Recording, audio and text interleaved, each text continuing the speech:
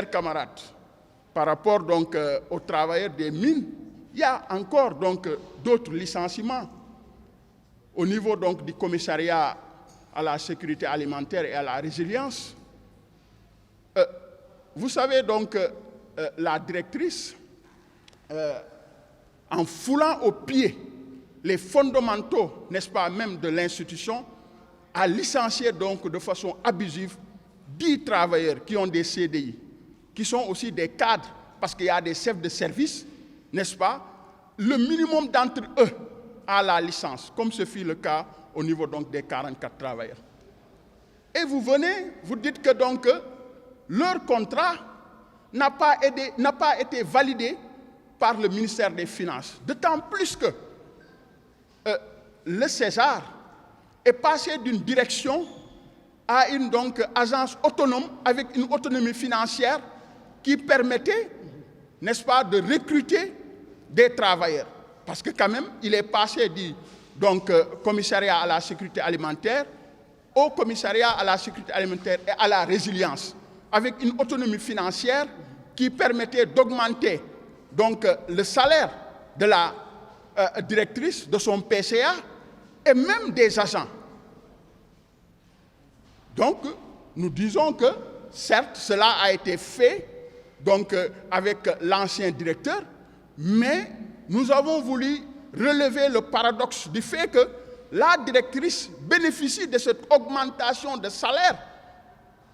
Et cette augmentation de salaire a été validée par le conseil d'administration qui avait validé aussi le recrutement de ces 10 personnes.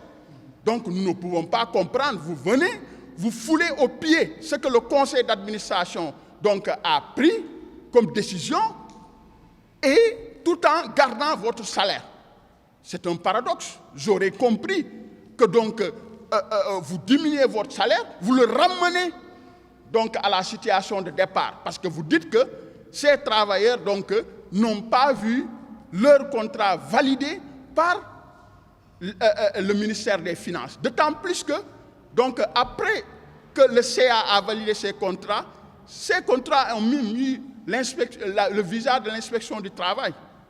Je vous informe ici que ces travailleurs ont décidé de porter l'affaire devant les juridictions compétentes. Ils ont déposé une plainte donc, au niveau de l'inspection du travail, parce que quand même, ce pays a des droits.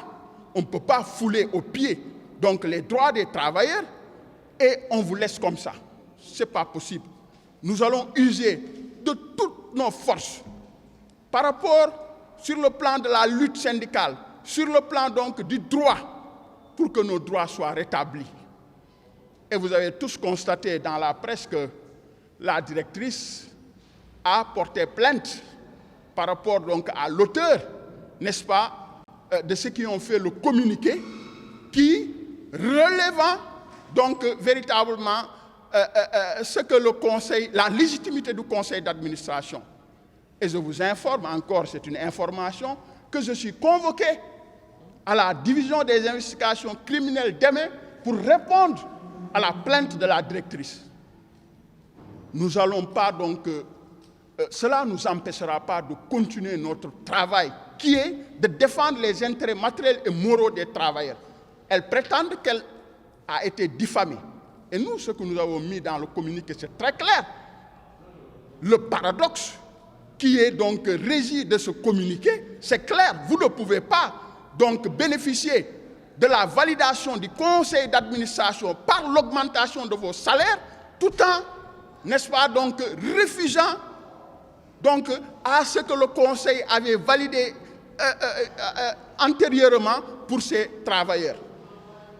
Donc, je vais répondre demain, s'il plaît à bon Dieu. Et donc, c'est dans le cadre normal des choses.